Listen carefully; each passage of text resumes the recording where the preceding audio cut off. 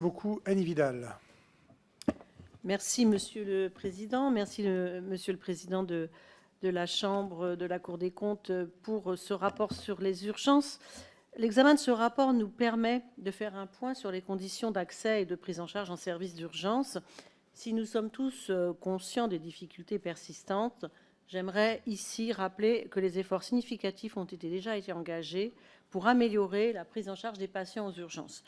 Vous l'avez évoqué, le pacte de refondation des urgences porté par notre groupe a posé des bases importantes pour désengorger les services hospitaliers, notamment via les services d'accès aux soins et une meilleure régulation. Malgré cela, les difficultés d'accès aux urgences restent prégnantes, en particulier avec le vieillissement de la population. Par ailleurs, comme le souligne votre rapport, le coût croissant des urgences pour notre système de santé nécessite des ajustements pour garantir la pérennité financière tout en maintenant une prise en charge de qualité. Pour nos aînés en particulier, la question du juste soin, je me permets de reprendre votre expression, est centrale. Le renforcement des services de médecine gériatrique et le développement d'équipes mobiles de gériatrie pour intervenir en EHPAD ou à domicile sont des avancées notables mais insuffisantes et à poursuivre.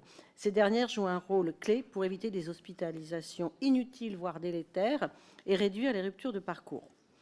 La gestion des lits post-urgence demeure également un enjeu majeur.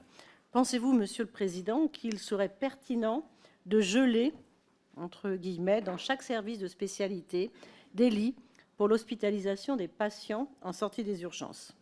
Enfin, la pénurie de professionnels de santé reste un défi de taille et la crise des vocations exige une attention constante.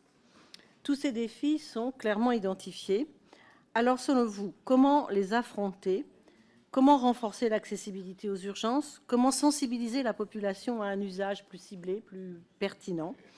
L'accès direct, notamment pour la gériatrie, est une option sérieuse, mais malheureusement pas très nouvelle et qui reste encore très peu accessible. Quels sont, selon vous, les freins à cet accès direct? Merci beaucoup. Je vais donner la parole tout de suite à Damien Maudet pour le groupe